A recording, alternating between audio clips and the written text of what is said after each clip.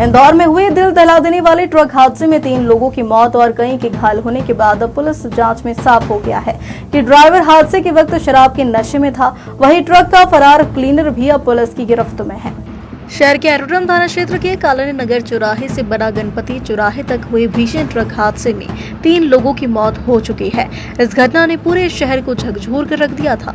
जांच के बाद पुलिस ने ड्राइवर गुलशेर के खिलाफ गैर इरादतन हत्या का मामला दर्ज कर लिया था। अब फरार चल रहे ट्रक के क्लीनर शंकर को भी गिरफ्तार कर लिया है। दोनों आरोपी धार जिले के निवासी बताए जा रहे हैं। पुलिस जांच में सामने आया कि हादसे के समय ड्राइवर गुलशेर ने काफी मात्रा में शराब पी रखी थी। प्रारंभिक मेडिकल रिपोर्ट में यह बात स्पष्ट हो गई है कि उसके खून में सामान्य से कई गुना अधिक मात्रा में अल्कोहल पाई गई। पुलिस ने बताया कि आरोपी ड्राइवर गुलशेर पर पहले से भी आपराधिक प्रकरण दर्ज है। उसके आपराधिक रिकॉर्ड की जांच की जा रही है ताकि आगे की कार्रवाई मजबूत हो सके। फरार क्लीनर शंकर की गिरफ्तारी के बाद पुलिस को उम्मीद है कि घटना की पूरी सच्चाई सामने आ सकेगी। अधिकारियों का कहना है कि दोनों आरोपियों से पूछताछ जारी है और जल्द ही चार्जशीट तैयार की जाएगी। हादसे के बाद से ही क्षेत्र के लोगों में गुस्सा है। स्थानीय नागरिकों ने भी मांग की है कि ऐसे हादसों को रोकने के लिए प्रशासन को भारी वाहनों पर कड़ी निगरानी रखनी चाहिए और शराब पीकर वाहन चलाने वालों के खिलाफ सख्त कार्रवाई करनी चाहिए। इंदौर में कलेक्टर शिवम वर्मा के निर्देशन में आबकारी विभाग ने अवैध मदिरा के खिलाफ बड़ी कार्रवाई की है, जहां विभाग ने एक आयशर वाहन से भारी मात्रा में विदेशी शराब बरामद की। इंदौर में अवैध शराब तस्करी के खिलाफ आबकारी विभाग की ताबड़तोड़ कार्रवाई जारी है। ताजा मामले में एक आयशर वाहन से 504 पेटियां विदेशी शराब पकड़ी गई है। विभागीय अधिकारियों के अनुसार जब्त वाहन और शराब की कुल कीमत लगभग 40 लाख रुपए से अधिक आंकी गई है। बता दें कि पशु आहार की आड़ में यह तस्करी की जा रही थी। फिलहाल यह साफ नहीं हो पाया है कि यह ट्रक कहां से आया था और कहां जा रहा था। आबकारी विभाग मामले की जांच में जुटा हुआ है। कलेक्टर महोदय के निर्देशानुसार अवैध शराब के विरुद्ध आबकारी विभाग लगातार कार्रवाई कर रहा है और इसी क्रम में 17 सितंबर की दरमियानी रात को हमें सूचना मिली थी कि एक ट्रक में काफी मात्रा में अवैध शराब का परिवहन किया जा रहा है, जो इंदौर के रास्ते किसी गंतव्य की ओर जा रहा है। इसके सूचना के आधार पे हमने एक टीम का गठन किया और उस टीम के द्वारा रात को सर्च चलता रहा। इसी क्रम में बेटमा थाने के अंतर्गत मेठवाड़ा गांव के पास एक ट्रक खड़े होने की फिर सूचना मिली, तो टीम को भेजने पर उस ट्रक में लगभग 500 पेटी अवैध मदिरा उससे जब्त की गई। टीकमगढ़ जिले की ग्राम पंचायत सजौरा में शराबबंदी को लेकर ग्रामीणों ने बड़ा फैसला लिया है। अब गांव में शराब बेचने और पीने वालों पर 21,000 रुपए का जुर्माना लगाया जाएगा।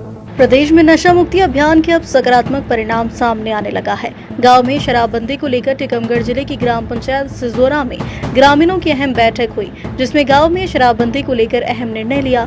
अब से गांव में शराब बेचने और पीने वालों पर 21,000 रुपए का जुर्माना लगाया जाएगा। इसके बाद भी पंचायत के फैसले का अमल नहीं करने पर उसका बहिष्कार किया जाएगा। इस दौरान बड़ी संख्या में ग्रामीण मौजूद रहे, जहां उन्होंने प्रशासन से भी शराबबंदी के फैसले पर सहयोग करने की बात कही। जो भी गांव में दारू पीता है या बेचता है, बेचने वाले को 21,000 रुपया अर्थदंड किया जाएगा और पीने वाले को 11,000 रुपया अर्थदंड किया जाएगा तथा एक वर्ष के लिए उसको गांव से पृथक किया जाएगा। समाज और ग्राम का यह निर्णय रहेगा कि आज से जो नहीं मानेगा उसको 1 साल के लिए समाज से और गांव से पृथक किया जाएगा। उसके हाथ का ना तो कोई पानी पिएगा ना कोई भोजन करेगा। क्या आपने कभी सोचा है कि किसी इंसान को अपने खेत तक जाने के लिए हेलीकॉप्टर की मांग करनी पड़ेगी? विदिशा जिले की सिरोंज तहसील के घुटुआ गांव से ऐसा ही मामला आया है, जहां जनसुनवाई में किसान छोटेलाल साहू ने अपनी पत्नी के साथ तख्ती लेकर पहुंचे और बोले अगर रास्ता नहीं दिलवा सकते तो खेत तक पहुंचने के लिए हेलीकॉप्टर ही दे दीजिए। दरअसल घुटुआ गांव निवासी किसान छोटेलाल साहू और उनकी पत्नी संगीता साहू का आरोप है कि उनके खेतों सर्वे नंबर 445, 446, 447 तक जाने का रास्ता पड़ोसियों द्वारा बाड़बंदी करके बंद कर दिया है। जहां पहले मेड से होकर वे खेत जाते थे, अब उसी मेड पर तार की फेंसिंग कर दी गई है। इतना ही नहीं, पड़ोसियों द्वारा जान से मारने की धमकी तक दी गई और कई बार झगड़े भी हो चुके हैं। 3 जनवरी 2020 को तहसीलदार ने बंटवारे का आदेश पारित किया था। छोटेलाल का दावा है कि उन्हें अंदर धकेल दिया गया, जबकि रोड किनारे का हिस्सा पड़ोसियों को दे दिया गया। अब खेत तक पहुंचने के लिए कोई सीधा रास्ता नहीं बचा, जिसके चलते कृषि यंत्र ले जाना तो दूर, पैदल जाना भी मुश्किल हो गया है। जन सुनवाई में छोटेलाल ने जो तख्ती पकड़ी हुई थी, उस पर लिखा था, मुझे खेत तक आने जाने और कृषि यंत्र लाने ले जाने का रास्ता दिलवाया जाए, वरना हेलीकॉप्टर दिया जाए। यह पंक्तियां सुनकर अधिकारी मुस्कुराए, लेकिन उन्होंने मामले की जांच का आश्वासन भी दिया। हमारी परेशानी है कि हमारा रास्ता रोक दिया, रास्ता पुराना था, उसको उसने अगली साल पटा लिया। हम कई बार इधर आवेदन दे चुके, हमारा कोई निकाल नहीं हो रहा। हम तहसीलदार साहब के कल सोमवार को गए थे, तो उनने बोल दिया कि हम कुछ नहीं कर सकते। कई बार आए, हम साथ में 4 बेटियां, 1 बेटा है, उसका पालन पोषण कहाँ से करें आप बताइए। और कहीं भी जाए विदिशा है तो विदिशा कलेक्टर साहब बोले हम भी कुछ नहीं कर सकते, हम उसकी जमीन में से रास्ता कैसे दिला दें। कृषि कार्य के लिए मैं कहाँ से कृषि यंत्र ले जाऊं, ना मुझे पैदल जाने देता है, ना मुझे ट्रैक्टर ले जाने देता है, किसी को दूसरे को बढ़िया नहीं देने दे सकता है। मैं क्या कहूँ, मैं शासन प्रशासन से अनुरोध करता हूँ कि यदि आप वो रास्ता नहीं दे सकते हैं तो आप मुझे हेलीकॉप्टर दिया जाए, ताकि मैं अपने कृषि यंत्र रखकर उसमें ट्रैक्टर को बांध कर अपने खेत पर ले जा सकूं। उज्जैन में गर्भवती महिला की मौत से आक्रोशित परिजनों ने अस्पताल के बाहर बैठकर धरना प्रदर्शन किया, जहां उन्होंने महिला डॉक्टर पर इलाज में लापरवाही बरतने का आरोप लगाया। उज्जैन शहर में एक निजी क्लिनिक चलाने वाली स्त्री रोग विशेषज्ञ डॉक्टर रेखा चांदवानी पर इलाज में लापरवाही का गंभीर आरोप लगा है, जिसके कारण एक गर्भवती महिला की जान चली गई। परिजनों का आरोप है कि डॉक्टर के गलत इलाज के बाद महिला की हालत बिगड़ गई और 20 दिनों तक इंदौर के एमवा अस्पताल में भर्ती रहने के बाद उसकी 16 अगस्त को मौत हो गई। फिलहाल पति और परिवार वाले रेखा चांदवानी के अस्पताल के बाहर धरना प्रदर्शन पर बैठ गए हैं, जहां उन्होंने डॉक्टर के खिलाफ सख्त कार्रवाई की मांग की है। मैडम का 9 महीने से यहाँ पे इलाज चल रहा था। 15 तारीख को हम सुबह डिलीवरी के लिए लेके आते हैं मैडम के पास, तो मैडम ने 2 इंजेक्शन दिए और उसके बाद कहने लगी कि मेरे हाथ का केस नहीं है, कहीं और हॉस्पिटल में रेफर कर देती हूँ। देश भर में प्रधानमंत्री नरेंद्र मोदी का जन्मदिन स्वच्छता ही सेवा दिवस के रूप में मनाया गया। वहीं उज्जैन में स्वच्छता ही सेवा पखवाड़ा अभियान का शुभारंभ किया, जिसमें कलेक्टर सहित अन्य अधिकारियों ने श्रमदान कर सड़क पर साफ सफाई की और नागरिकों को स्वच्छता की शपथ दिलाई। देश भर में प्रधानमंत्री नरेंद्र मोदी का जन्मदिन 17 सितंबर को धूमधाम से मनाया गया। वहीं मध्य प्रदेश में पीएम मोदी के जन्मदिन पर सेवा पखवाड़ा अभियान की शुरुआत की गई। आज से 15 दिन प्रदेश भर में स्वच्छता अभियान, रक्तदान शिविर, पौधारोपण सहित अन्य कार्यक्रमों का आयोजन किया जाएगा। इसी क्रम में सेवा पखवाड़ा अभियान के तहत उज्जैन के टावर चौराहे पर स्वच्छता अभियान चलाया गया। अभियान के तहत अंतर्गत महापौर मुकेश टटवाल, कलेक्टर रोशन कुमार साह, नगर निगम आयुक्त अभिलाष मिश्रा, जनप्रतिनिधि, सामाजिक संस्थाएं एवं नगर निगम के अधिकारी कर्मचारियों ने हाथ में झाड़ू थामी और सड़क पर साफ सफाई की।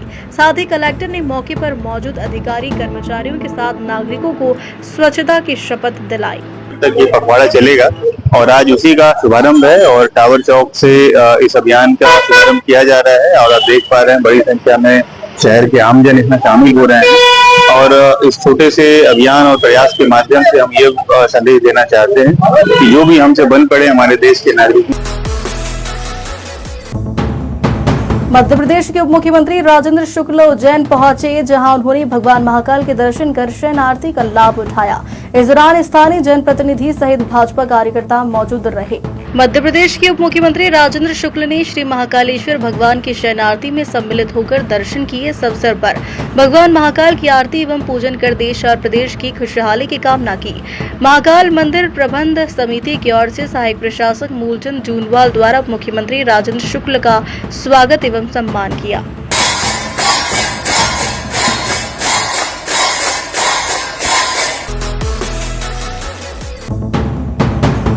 उज्जैन संभाग के नवागत संभाग आयुक्त आशीष सिंह पदभार ग्रहण कर सिंहस्थ मेले की तैयारियों में जुट गए हैं। वहीं स्वर्णिम भारत मंच ने संभाग आयुक्त का भव्य स्वागत किया और नई जिम्मेदारी के लिए उन्हें शुभकामनाएं दी।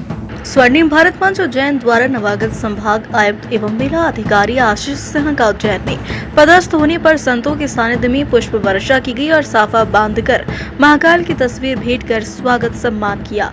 खास बात यह रही कि पुष्प वर्षा और बाबा महाकाल की तस्वीर लेने से पूर्व अधिकारी ने अपने जूते तक उतार दिए थे। स्वर्णिम भारत मंच उज्जैन के अध्यक्ष दिनेश श्रीवास्तव ने बताया कि ऊर्जा उत्साह के साथ काम की शैली रखने वाले आशीष सिंह का महाकाल की नगरी में संभाग आयुक्त एवं मेला अधिकारी बनकर आने पर स्वर्णिम भारत मंच की ओर से अभिनंदन किया गया।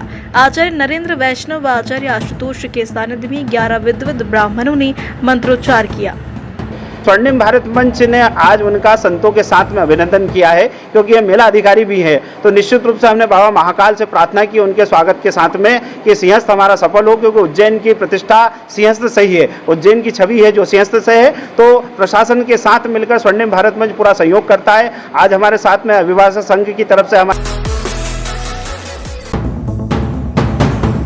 आगर जिले में भाजपा कांग्रेस के कार्यकर्ता आमने सामने हो गए। यहाँ जैसे तैसे पुलिस ने मोर्चा संभाला।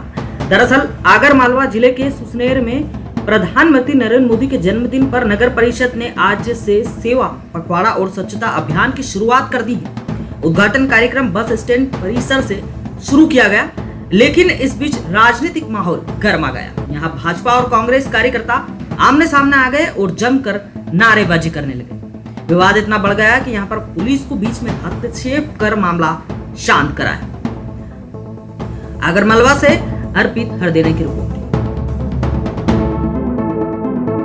चल रहा था तो हम सभी पार्षदों द्वारा भारतीय जनता पार्टी कार्यकर्ताओं द्वारा मोदी जिंदाबाद जी के नारे लगाए गए, लेकिन वहाँ पर उपस्थित कांग्रेस के पार्षद व कार्यकर्ता व अध्यक्ष द्वारा व उनके वरिष्ठों द्वारा मोदी जी के खिलाफ अशोभनीय टिप्पणी की गई, जो कि भारतीय जनता पार्टी का कोई भी कार्यकर्ता इसे बर्दाश्त नहीं करता। लेकिन भाजपा के कुछ पार्षदों ने वहाँ पर अशोभनीय नारेबाजी की, उसे राजनीतिक रंग दिया, जिसके बाद में उनका भाजपा के कुछ पार्षदों का आरोप है, अभी थाने पे सुसनेर थाने में हमारे खिलाफ आवेदन भी दिया है। उनका कहना है हमने नरेंद्र मोदी जी का अपमान किया। नरेंद्र मोदी का अपमान नहीं, हम उनका सम्मान करते हैं। हमारे लिए मरावर में स्वस्थ नारी सशक्त परिवार अभियान के लिए जागरूकता रैली का आयोजन किया गया। रैली स्वास्थ्य विभाग द्वारा निकाली गई। रैली मनावर के सिविल अस्पताल से शुरू हुई, जो नगर के मुख्य मार्गों से होते हुए निकली। रैली मनावर के मुख्य खंड चिकित्सा अधिकारी डॉक्टर चस्पा बघेल के निर्देशन में निकाली गई। रैली को अस्थि रोग विशेषज्ञ डॉक्टर संजय कुमार मुवेल एवं डॉक्टर सुनील देसाई द्वारा हरी झंडी दिखाकर रवाना किया गया।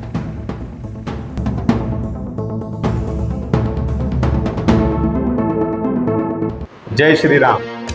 जैसा कि आप सब जानते हैं कि देश के यशस्वी प्रधानमंत्री जी आदरणीय नरेंद्र मोदी जी 17 तारीख को धार जिले की बदनावर विधानसभा के बेसोला में पधार रहे हैं।